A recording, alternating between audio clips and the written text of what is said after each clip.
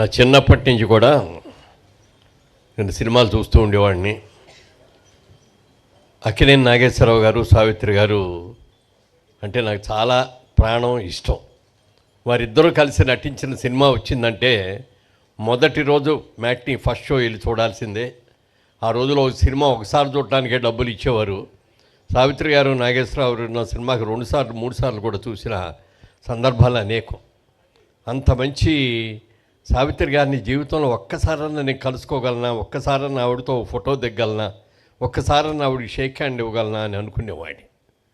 నా అదృష్టం బాగుండి నేను నటుడినయ్యి 7-8 సినిమాల్లో ఆవిడతో కలిసి నటించే అదృష్టం నాకు కలిగింది. అన్ని చిత్రాల్లో కూడా ఆవిడ నాకు తల్లిగా యాక్ట్ చేశారు. ఎప్పుడు కూడా ఆవిడని నేను అమ్మానే పిలిచాను తప్ప సావిత్రి గారు అని ఎప్పుడు ఏ రోజున పిలవరా.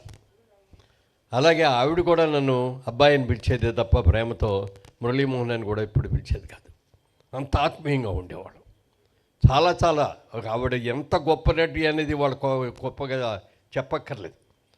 ఇక ఆవిడ తర్వాత అలాంటి నటీమణి రాలేదు అన్న కూడా అది అతిశయోక్తి కాదు. ముఖ్యంగా మాయాబజార్ ఇక్కడ ఉన్న వాళ్ళందరూ మనందరం చూసే ఉంటాం. పెద్ద హిట్ అయింది. ఆ సినిమా రిలీజ్ అయిన తర్వాత ఈ సినిమాలో హీరో ఎవరో అని ఒక చర్చ జరిగిందట. అక్కినేని నాగేశ్వరరావు గారు అన్నారట, హీరో అంటే హీరో హీరోయిన్లు కలిపి డ్యూయట్లో ఉన్నది ఎవరైతే వాళ్ళే హీరో, ఈ సినిమాలో నేనే హీరో అన్నారంట ఆయన.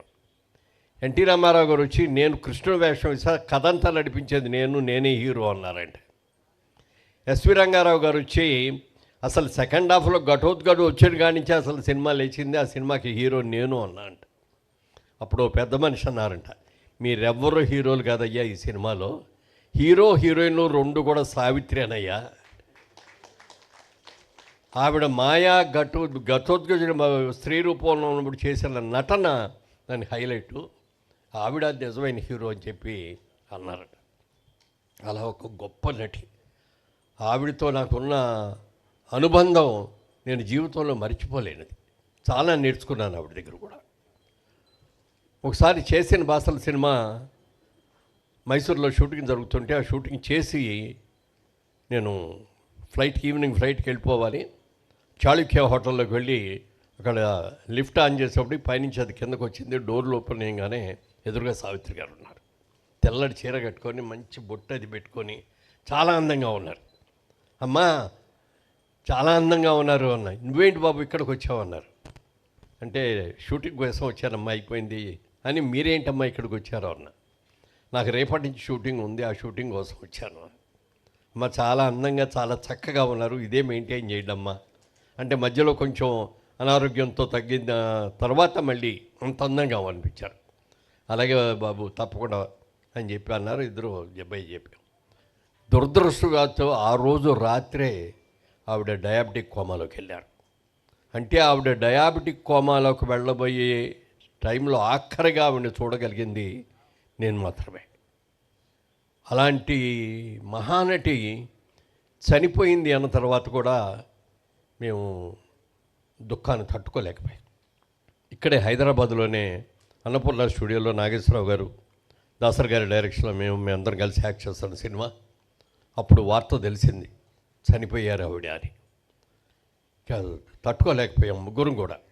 దాసర్ గారు అయితే ఎప్పుడు కూడా సావిత్రి గారిని అక్క అక్క అంటారు, ఆవిడ కూడా అబ్బాయి అబ్బాయినే పిలిచేది ఆవిడ. అలాగే అక్కినేని నాగేశ్వరరావు గారు, సావిత్రి గారు ఎన్ని సినిమాలు చేశారో, ఎన్ని సూపర్ హిట్ చేశారో మీకు అందరికీ తెలుసు. మేము ముగ్గురు నిర్ణయించుకున్నప్పటికప్పుడు మనం టికెట్స్ తెప్పించేస్తాను, వెంటనే మనం ఢిల్లీ వెళ్దాం, మన చెన్నై వెళ్దాం, అంత్యక్రియల్లో మనం పాల్గొవాలి అని చెప్పి అనుకోవటం. ముగ్గురం కలిసి వెళ్ళాం అంత్యక్రియలకి. ఆవిడ అంత్యక్రియలు పూర్తి అయ్యే వరకు కూడా అక్కడే ఉండి ఆ కన్నీళ్ళు కూడా అక్కడే కార్చి మళ్ళీ అమ్మ నువ్వు ఎప్పటికీ చిరంజీవిగా ఉంటావు, నువ్వు ఎప్పటికీ కూడా తెలుగు సినిమా కాదు ప్రపంచ సినిమా ఏది కూడా మిమ్మల్ని మర్చిపోదు అని చెప్పి అనుకున్నాం. అలాగే అనేక అనుభవాలు ఆవిడతోటి. మహానటి. ఇవాళకి కూడా ఆవిడ చనిపోయిన తర్వాత కూడా మహానటి సినిమా వచ్చి కూడా ఆ సినిమా ఎంత సూపర్ డూపర్ హిట్ అయిందో మనందరికీ తెలుసు. అలాగే అందులో మహానటి పాత్ర వేసినటువంటి ఆ నటికి బెస్ట్ యాక్ట్రెస్గా ఎలా వచ్చిందో కూడా మనకు తెలుసు. అంత గొప్ప మహానటి వాళ్ళ ముఖ్యంగా ఈ స్టేజ్ మీద ఒకరోజు సంజయ్ కిషోర్ నా దగ్గరకు వచ్చి సంజయ్ అంటే సంజయ్ కిషోర్ ఒక రోజు నా దగ్గరకు వచ్చి బుక్ ఒకటి రాసేవాడి సావిత్రి గారి మీద, దానికి ముందు మాట రాయాలండి అన్నాడు. అని ఈ కాపీ ఇచ్చారని తీసుకొచ్చి ఇవ్వగానే చూసి ఇక అసలు లోపల ఏముందని చూడలే, అసలు ఆ బొమ్మ ఇంకా చూస్తున్నా, ఎంత లైవ్లీగా ఉందయ్యా, ఒక్కసారి నాకు ఒక్క ఫోటో తీవే, ఇట్లా గుండెలకి హత్తుకొని ఉంటాను నేను ఇట్లా అని అలా ఫోటో తీయించుకున్నా. ఇవాళ ఇంత అద్భుతమైన బుక్ని తయారు చేసిన సంజయ్ కిషోర్ని మనస్ఫూర్తిగా అభినందిస్తున్నా. ఎందుకంటే సావిత్రి గారి గురించి ఎవరు బుక్ వేయాలన్నా కూడా ఇంత గొప్ప బుక్ ఎవరు వేయలేరు. ఆయన దగ్గర దాదాపుగా 1,00,000 ఫోటోలు ఉన్నాయంట, సావిత్రి గారి ఫోటోలు.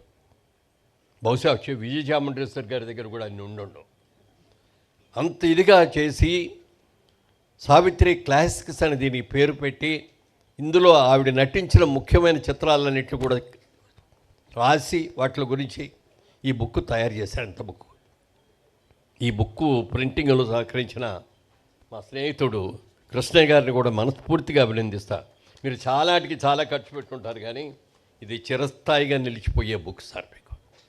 ఇవన్నీ ఒక ఎత్తు అయితే, ఈ బుక్ ఆవిష్కరణ కోసం మెగాస్టార్ చిరంజీవి గారు సతీ సమేతంగా వచ్చి, ఎందుకంటే ఎప్పుడో ఆవిడ వచ్చినా అక్కడే కూర్చుంటారు కానీ పైకి రారు, అసలు వచ్చేదే తక్కువ, వచ్చిన పైకి రారు. ఇవాళ సావిత్రి గారి కార్యక్రమం అనేటప్పటికి ఆవిడ కూడా ఎంతో ఉత్సాహం వచ్చి ఇంతసేపు అక్కడే కూర్చోవడం అదొక హైలైట్. అయితే ఇవాళ ప్రోగ్రాంలో హైలైట్ ఏమిటి అని చెప్తే, సురేఖ్ గారు విజయచాముండేశ్వర్ గారి ఇంటర్వ్యూ ఉంది చూశారు, అద్భుతం, సూపర్. ఇవాళ జరిగిన ఈ దీన్ని ప్రపంచంలో ఉన్న తెలుగు వాళ్ళందరూ కూడా ఇవాళ చూసి ఉంటారు ఇప్పటికే. ఒకవేళ చూడకపోయినా ఇది ఎంత వైరల్ అవుతుందో చెప్పడానికి వెళ్ళలేదు. వెరైటీ. చిరంజీవి గారు మాట్లాడారంటే పెద్ద గొప్ప కాదు, చాలాసార్లు మాట్లాడారు, ఎన్నో చూశారు ఆయన. కానీ సురేఖ్ గారు మాట్లాడారంటే గొప్ప. మరి వాళ్ళిద్దరూ స్నేహితులైనటువంటి మరి విజయచాముండేశ్వరి గారు వారిద్దరూ కలిసి మాట్లాడటం, ఈ సందర్భంగా ఆవిడ ఎన్నో మాకెవరికి కూడా తెలియని విషయాలు ఎన్నో చెప్పింది, చిన్నప్పటి విషయాలు కూడా. చిరంజీవి గారు పక్కన ఉన్నారు, విజయచాముండ్రిలో ఇది అంటే ఏమన్నారు ఇందాక, కొత్త కోణం, ఆవిళ్ళు కొత్త కోణం చూస్తాము అని చెప్పి ఎప్పుడు కూడా చాలా గంభీరంగా పెద్దగా నవ్వుతూనే మాట్లాడతారు, కానీ ఇంత చక్కగా ఇంత సరదాగా మాట్లాడటం ఇవాళే నేను చూడటం. అంత అద్భుతమైనది. ఈ మహానటి గారి కార్యక్రమంలో పాల్గొనే అదృష్టం నాకు కలగటం చాలా అదృష్టం.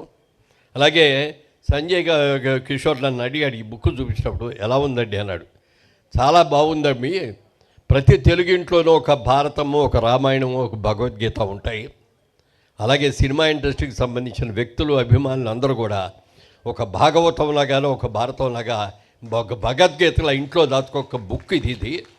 అంత మంచి బుక్ చేసావు అంటే, ఇంత అద్భుతంగా చేయగలిగింది ఎవరు చేయలేరు. జర్నలిస్టులు చాలామంది చాలా బుక్స్ వేశారు, కానీ ముఖ్యంగా సావిత్రి గారి మీద ఆయన కూడా చాలా బుక్కులు వేసినా కూడా వాటన్నిటికంటే కూడా ఇది ఒక అద్భుతమైన బుక్గా వారిని నేను మనస్ఫూర్తిగా అభినందిస్తూ, ఈ కార్యక్రమంలో ఎక్కువ మాట్లాడకూడదు, మనందరికంటే చిరంజీవి గారు ఎక్కువ మాట్లాడితే మేము అందరూ సంతోషిస్తాం. మాట్లాడండి.